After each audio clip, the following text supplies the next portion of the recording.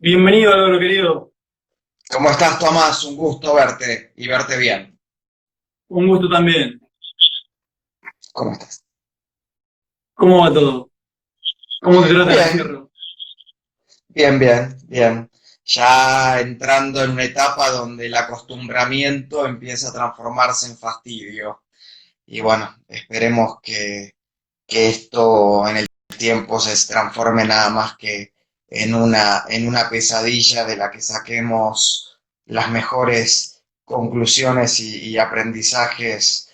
Pero bueno, como siempre en la sociedad argentina, todo se ve en el tiempo. Así que bueno, pero por suerte muy bien de salud. Bueno, en lo personal estoy bien, obviamente ya un poco fastidioso. Vos imaginate que las tres actividades que yo desarrollo, la actividad en medios, la actividad en la docencia y la actividad parlamentaria, hoy de tenerla en tres lugares físicos distintos y a poder aprovechar esas distancias en el medio para decir, bueno, desayuno en un lado, como en el otro, hago alguna compra, de repente todo se centralizó en el mismo escritorio, la misma computadora y en las mismas cuatro paredes, lo que bueno, si bien me hizo mantener mi nivel de productividad o aumentarlo, llega un punto que se vuelve fastidioso, pero por suerte, gracias a Dios, mi salud, la de mis seres queridos y la de mi familia, está muy bien y comentaba el hecho de que como yo soy secretario parlamentario del bloque de la diputada Amalia Granata, desde el 10 de enero hasta la fecha, ininterrumpidamente la legislatura viene trabajando en sesiones extraordinarias y más aún con esta situación de la crisis de la pandemia del coronavirus, donde la Cámara se vio obligada a realizar reformas, tanto en el reglamento de la Cámara de Senadores como de Diputados, para migrar o por lo menos contemplar un trabajo que antes era netamente presencial a semipresencial, o sea que contemple la parte de presencia de los senadores y diputados en los recintos con la actividad virtual en el caso principalmente de aquellos diputados y senadores que por enfermedades preexistentes, por estar dentro de la edad de riesgo, no pueden asistir. Entonces se decidió que todas las reuniones de comisión van a ser de manera virtual a través del sistema Google Meet. Las sesiones de ambas cámaras van a ser una cada 15 días, donde una va a ser virtual y otra presencial, siempre respetando todas las cuestiones que tienen que ver con el distanciamiento, la asepsia, no, la desinfección y bueno, no paramos. Amalia, desde que juró el 5 de diciembre y desde que comenzaron las sesiones extraordinarias el 10 de enero, ya llevamos presentado más de 20 proyectos legislativos, de los cuales unos 8 tienen que ver con el coronavirus. Y bueno, hoy por hoy la Cámara está tratando de colaborar junto al Poder Judicial y al Poder Ejecutivo en contener a la pandemia y en pensar cómo después, cuando ya esto sea, no digo un mal recuerdo porque el coronavirus vino a quedarse, sea un punto de inflexión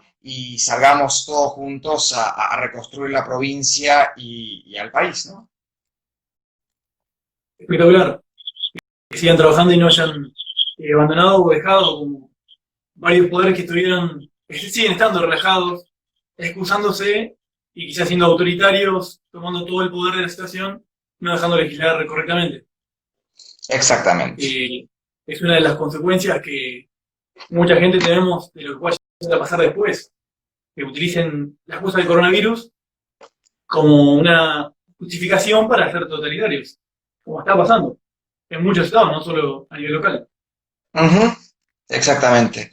Lo que Jean-François Revel, en un libro que lo tengo acá en mi biblioteca, una edición de 1980, 80 y algo, llamaba La tentación de lo totalitario, ¿no? Hay como pareciera como que, no me gusta hablar del gen y todas esas cosas porque pareciera algo, ¿no? Como determinista o predeterminado y la verdad va contra mis ideas liberales libertarias y minarquistas hablar de lo predeterminado, pero pareciera que hay, ¿no? Hay algo como latente, ¿no?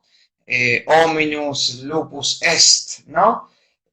¿No? Una cosa así, ¿no? El hombre parece que tiene algo que cuando se abre una pequeña endija y le puede permitir cometer esos actos reñidos con la libertad, con el respeto irrestricto al proyecto de vida del otro y a los valores que muchos de nosotros defendemos, bueno, algunos se aprovechan y bueno, tenemos que estar siempre alerta y con las defensas bien altas. Totalmente, no hay que bajar las defensas y el coronavirus dejan de ver toda la cuestión institucional que está pasando en el país. Ahora algunos se asustaron porque están literalmente liberando delincuentes a las calles, pero si no es por eso, algo tan evidente, hasta el peronismo mismo hoy en día está medio dividido a ver quién defiende a los criminales o no, porque ya están haciendo cosas utópicas, totalmente de Orwell. Como Medios, lo miramos con un ojo dividido, pero eso lo hablamos un poquito más adelante. con una venda entera. Sí. Y te quería comentar que ahora, como vos muy bien sabes, no solamente ahora, sino en los últimos años, todas las personas que intentamos defender la verdad, decimos las cosas como son en la realidad, somos atacadas. Todo lo políticamente correcto, que no va al orden hegemónico, digamos, de los medios tradicionales, nos aniquilan, nos dicen de todo, que somos fallos por defender la libertad, que queremos defender a las mujeres con leyes, con penas duras, pero como no adherimos a movimientos feministas y a bailar en una plaza o defecar en una iglesia, somos fachos y misóginos. Porque esa agresividad, esa sociedad dividida en dos, de los buenos, los malos, y el monopolio de la verdad que lo tiene la izquierda y el populismo. Bien, a ver, que efectivamente todo aquel que no responde a un dogma o a un paradigma inamovible, o mejor dicho, cuando ideas políticas o filosóficas, producto de la acción de los hombres, vaya a saber con qué intereses, se transforman en dogmas de fe y no en ideas, efectivamente todos aquellos que cuestionan o cuestionamos esos dogmas, no solamente por lo que dicen, sino por el hecho de ser dogmas y querer ser impuestos, muchas veces a la fuerza, nos transformamos obviamente en objetivos de ataques de todo tipo. En mi caso, desde lo que me hizo hace ya 7 años públicamente conocido, pasando por todas las participaciones que he tenido en medios de comunicación, muchos de ellos masivos, donde obviamente el solo hecho de no opinar como opina, ya no solo las supuestas mayorías o lo que opina el establishment, sino lo que se opina en ese grupo en el que circunstancialmente estás debatiendo, bueno, sos atacado de la peor forma. Y ahí voy a tener que hacer una aclaración, porque yo ya no sé quiénes son los buenos y quiénes son los malos, porque a mí, en lo personal, se me ha tratado por el lado de la izquierda, de facho, de procesista, de ser un carnero, bueno, de las peores cosas, ¿no? Incluso decirme procesista, yo tengo casi 40 años, pero quiero decir, en el proceso yo no había nacido, como dirían en el barrio, estaban los huevos mi viejo todavía. Entonces es muy difícil que yo pudiera haber sido un procesista militante, porque no había nacido en el 76, 77, 78, 79, no había nacido. Entonces te vienen con eso, pero también en lo que se llama la derecha, los sectores libertarios, principalmente los que siguen a personas / personajes como Agustín Laje, Nicolás Márquez, Nicolás Moraz, la gente de Fundación Libre, cuando uno tiene una opinión también crítica a los dogmas que ellos profesan, uno pasa a ser un comunista, un liberprogre, un libertrolo, usan mi apellido y lo transforman de Sicarelli a Sidarelli, me acusan de ser una persona que por ser homosexual soy un contagiador serial de SIDA, está por ser una persona que no tengo definida mi posición en relación al aborto, se me ha tratado de las peores cosas por ambos bandos, por el verde y por el celeste. Por eso te digo que yo ya no sé dónde está el bando bueno. En realidad creo que hay un grupo, una mayoría quizás silenciosa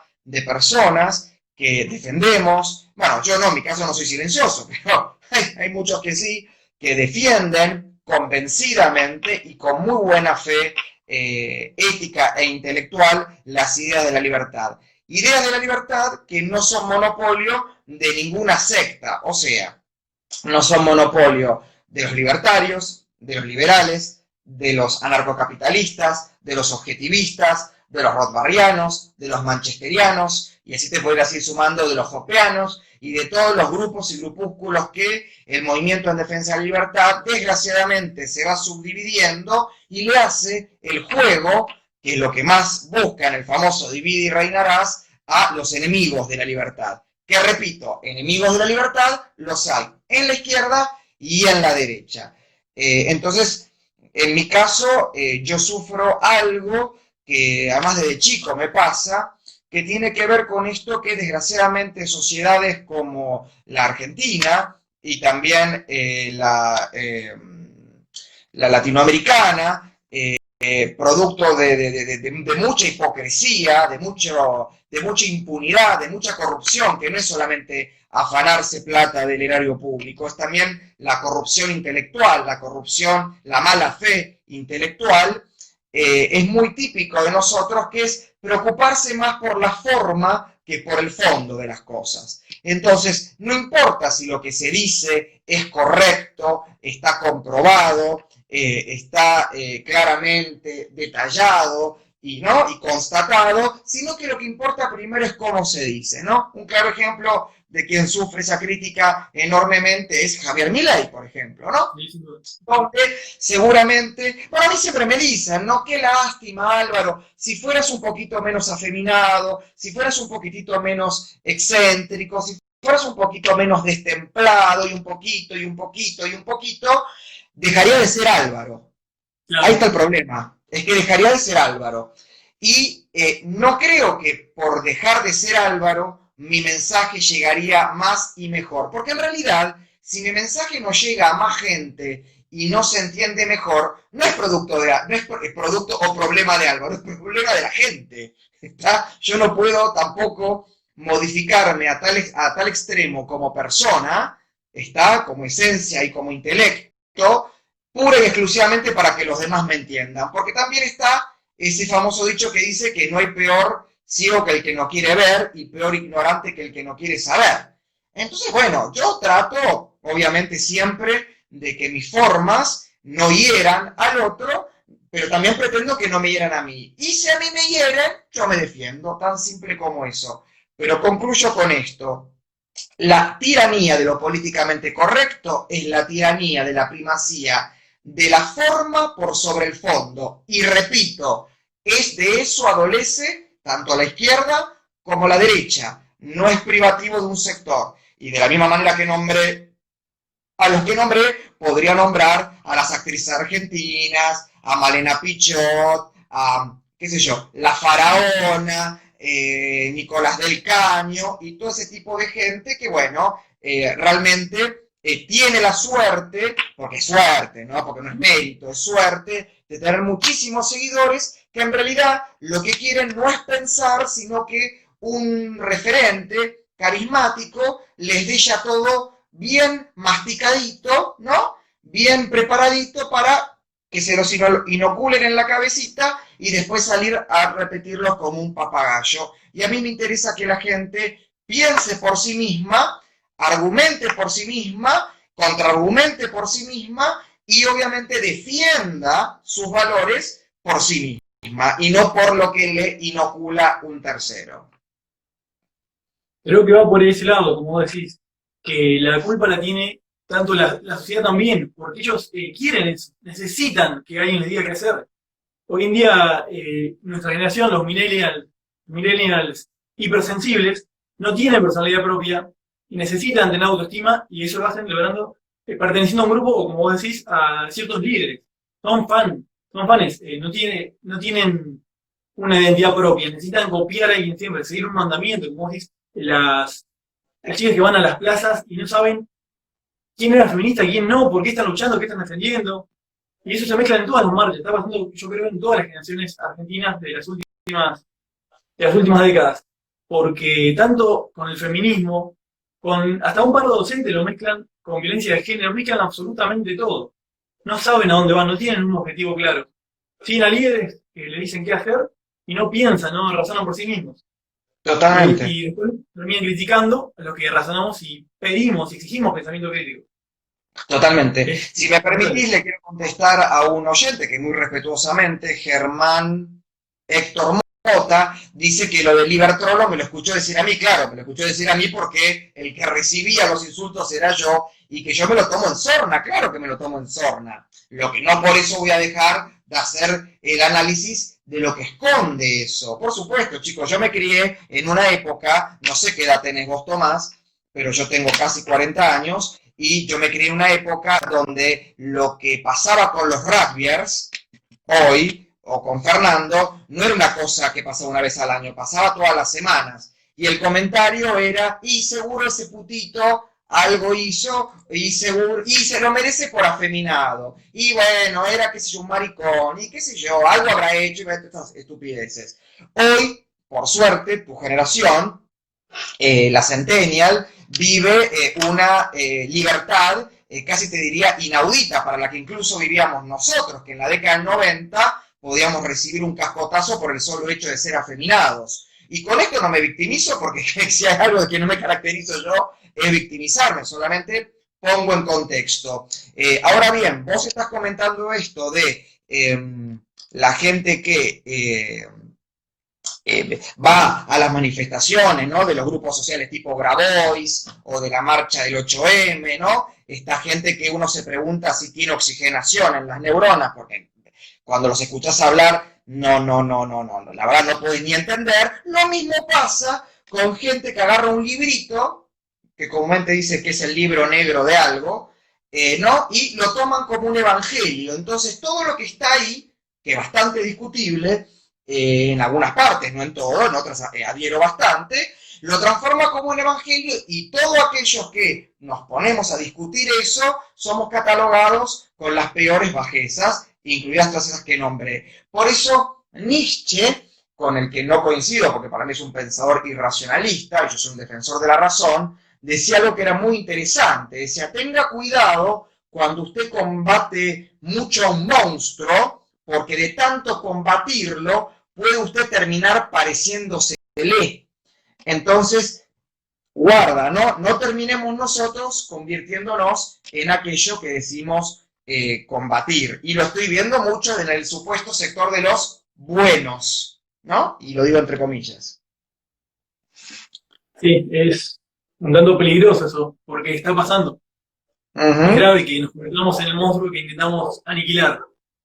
Pero Hay está un pasando, señor, entonces yo creo que hay un señor con una particularidad que no sé si es natural o impostada, no lo puedo decir, que habla todo con una cosa así como muy, hola, ¿cómo te va? Estamos en esto, bueno, que habla así, que yo no sé si es su voz natural o es una impostación, que tiene la particularidad, al igual que el autor del otro libro que nombré, que a todo le agrega la palabra judío. El judío este, el judío político este, el judío economista, tiene una obsesión con el término judío y principalmente este tema, esta obsesión con Soros, el judío Soros. Yo me escucho, por ejemplo, que cuando hay un violador católico, alguno de estos señores diga el violador católico, ¿no? O diga el corrupto católico, o no sé, el censurador protestante. Ahora, sin embargo, cuando el que comete, porque los hay, por supuesto, un delito o lleva adelante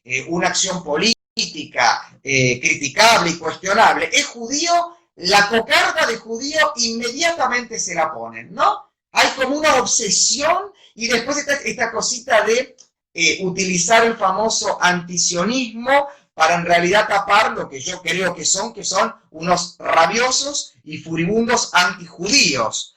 Algo que no es de ahora, que es milenario. no, Digo, y que además que esa gente después diga que es liberal. Lo más gracioso de todo esto. Y esa misma gente que dice que es liberal, agarra los micrófonos de Telesur y de Russian Today. O sea, de la cadena televisiva financiada por la dictadura narcocomunista de Maduro y la cadena de televisión creada por los servicios de inteligencia de la semidemocracia o la demodictadura de Vladimir Putin. Entonces, guarda, tengamos un poco cuidado y sepamos separar la paja del trigo.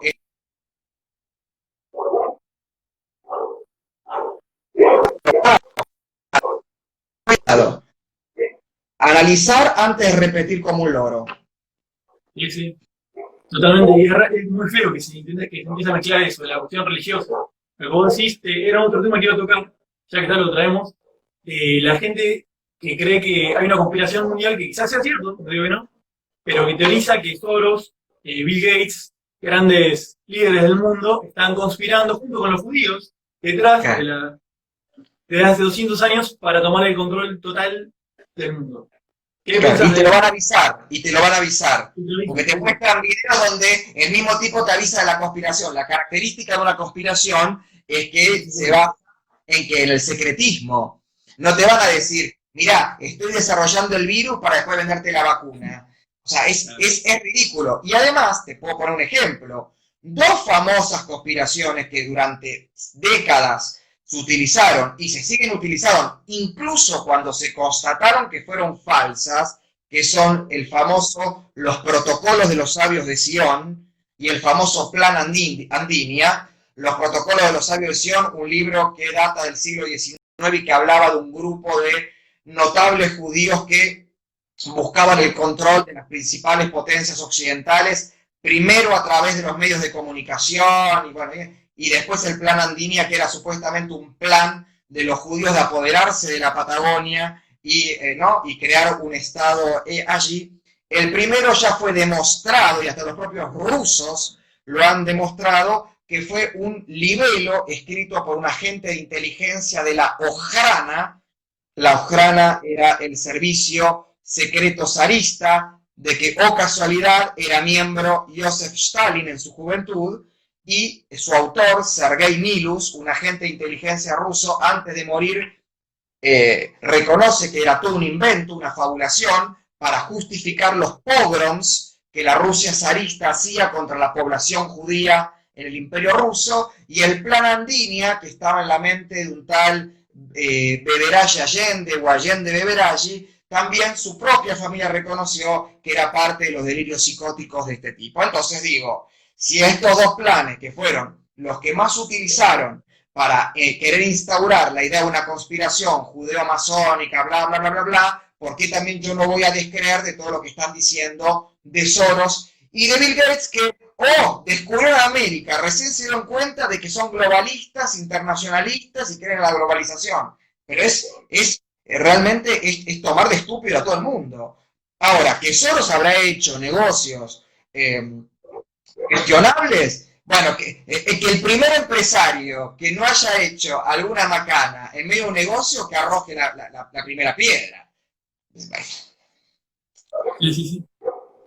Y de hecho se está empezando a utilizar ese anti-internacionalismo para imponer lo que vos tocaste anteriormente, que es a los conservadores más cerrados, a los llamados de ultraderecha, que tratan de sodomitas a los homosexuales, que intentan poner un terrible nacionalismo, de traerlo a nivel casi del nazismo. Está ocurriendo hasta en Estados Unidos mismo. Se están yendo al otro extremo. De un mundo internacional a uno hipernacionalista totalmente cerrado. Y puede ser peligroso también.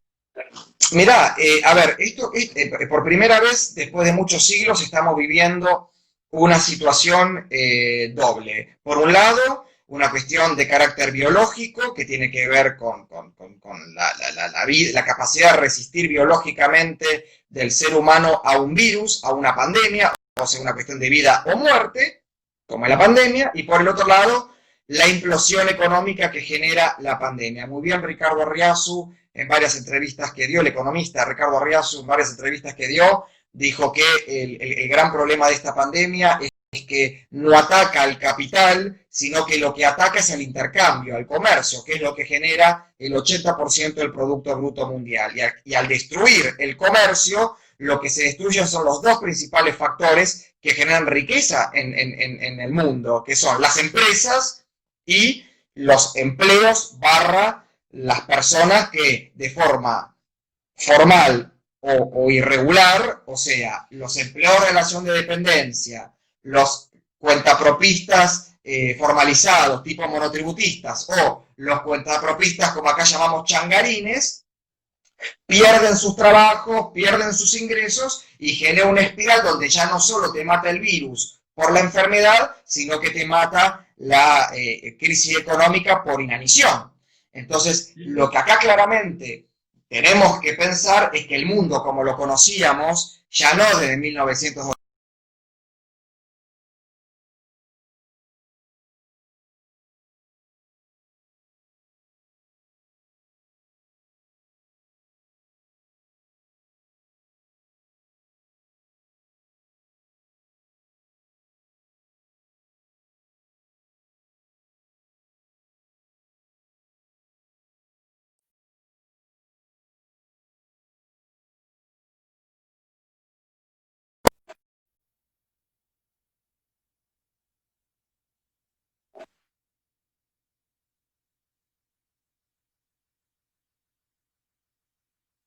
Hola,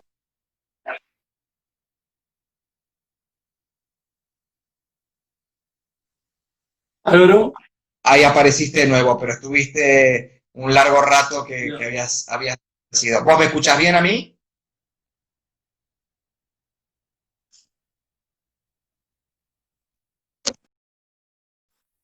¿Vos me escuchás bien a mí, Tomás?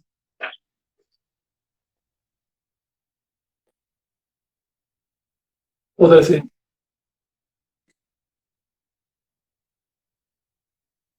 Sigue trabando, parece.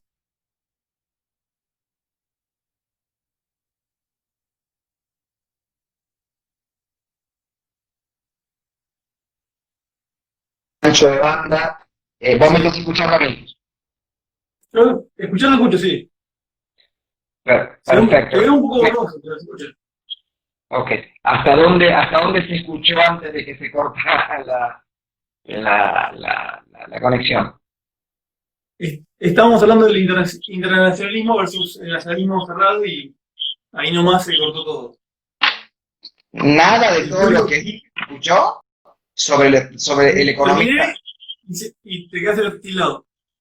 pero toda la parte que dije del economista Ricardo Barriasu y todo eso, Cuando ¿no? empezaste y te cortó. Bueno, yo lo que estaba comentando era que tal como el economista Ricardo Arriazu lo explicó muy bien en varias entrevistas que dio en radio y televisión, por primera vez después de muchos siglos, el mundo está viviendo una situación doble, ¿no? Que tiene que ver con, por un lado, una situación que pone en desafío la entidad nuestra como nuestra integridad biológica, ¿no? El hombre frente a un virus y frente a una pandemia que lo pone en el riesgo de perecer, de morir, y junto con eso la implosión económica que genera el parate de la actividad producto del aislamiento necesario para no propagar más el virus. Esa implosión económica tiene una característica que es que en vez de afectar al capital, correcto, ¿no? Al dinero, al circulante, lo que afecta directamente es al intercambio, o sea, al comercio. Y el comercio es la actividad que genera el 80% del Producto Bruto Mundial. Por lo cual, la implosión del comercio se lleva puesta a dos factores que son centrales a la hora de generar riquezas, que son las empresas y los empleos. Y dentro de los empleos tenemos gente, en términos criollos y argentinos, en blanco, que son las personas bajo relación de dependencia o los monotributistas, ¿está? Que son profesionales que aportan al fisco, tienen obra social, bueno, tienen algunos beneficios un poco menos que los de la relación de dependencia, pero están más cubiertos, y después están los trabajadores en negro y los cuentapropistas, que son los más afectados frente a este tipo de parate. Entonces se entra en una espiral absolutamente viciosa, en la cual, si no te mata el virus por la enfermedad, te va a terminar matando la crisis económica por inanición.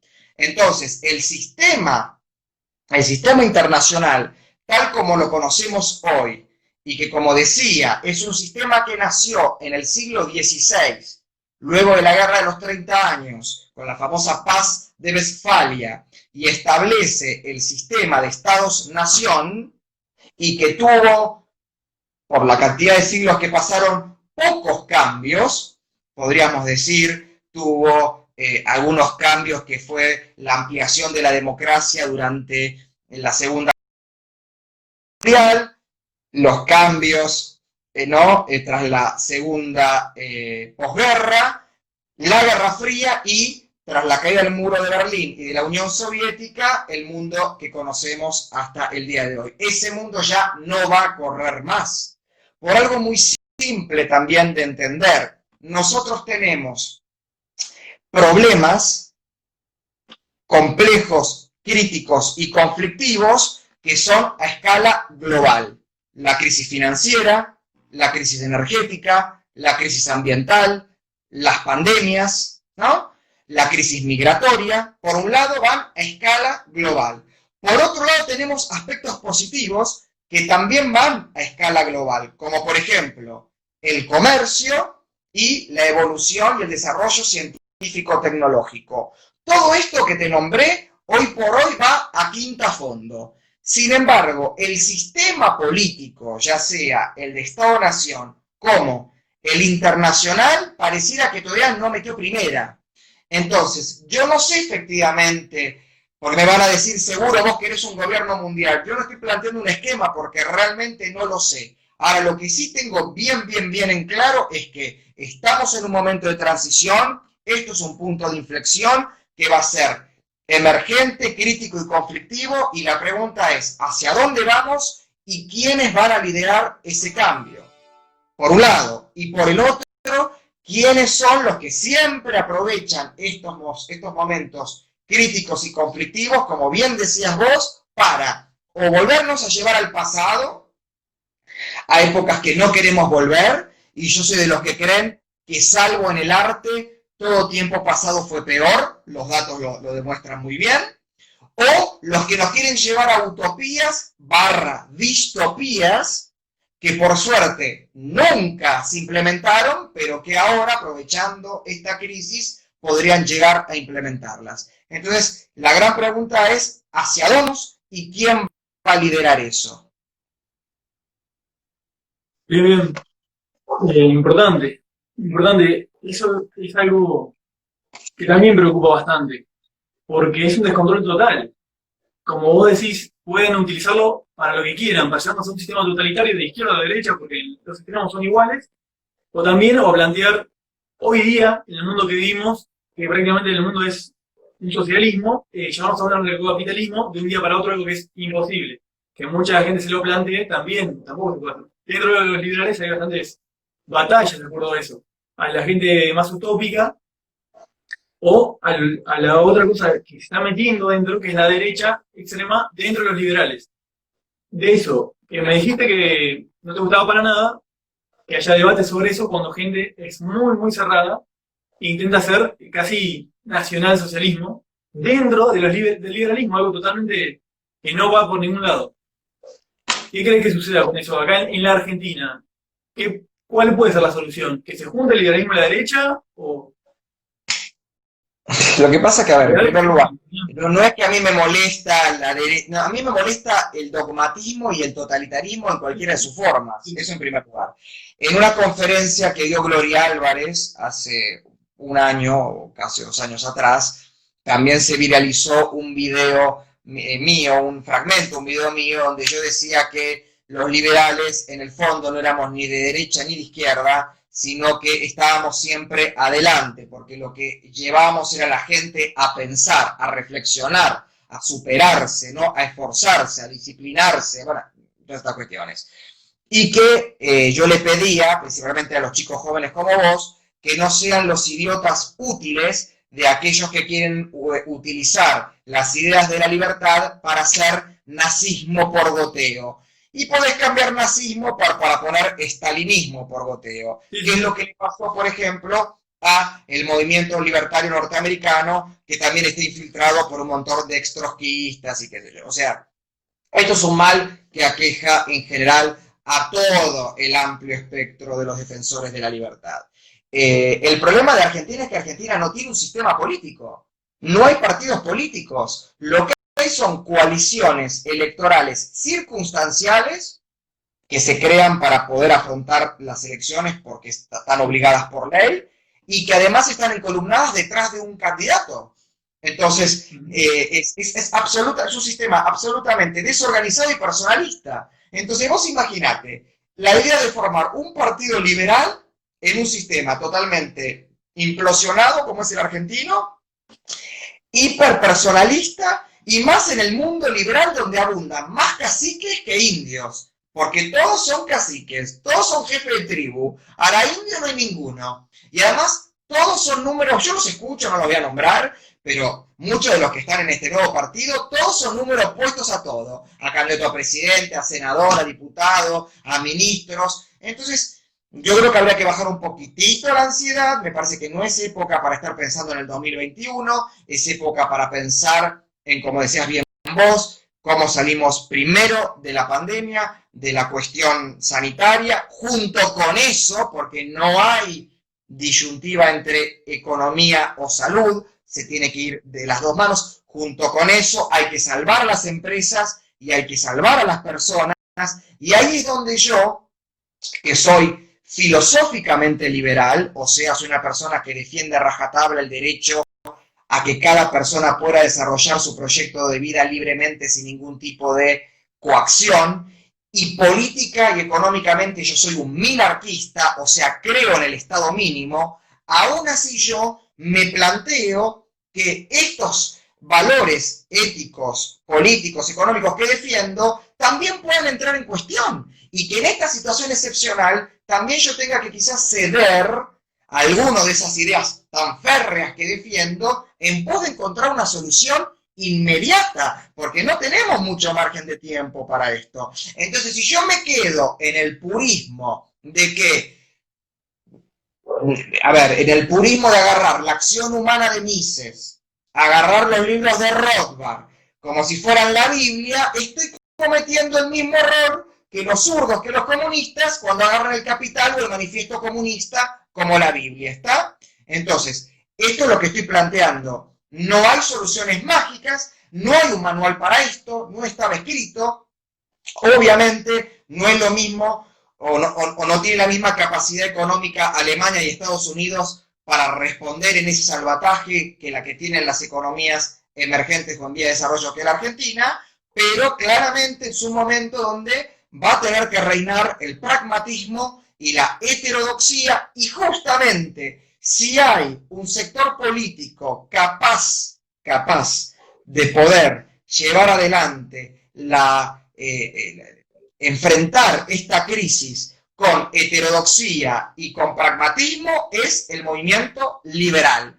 Claramente sí lo hay. No desaprovechemos esto por una guerra de egos, por una guerra de cargos, que hasta parece contradictorio que los liberales estén matando a ver quién va primero y segundo en una lista. Es una locura, y lo estén haciendo ahora. ¿Está? Entonces, nada, me parece que esto es lo que le planteo a mis compañeros de ruta en la lucha por la libertad.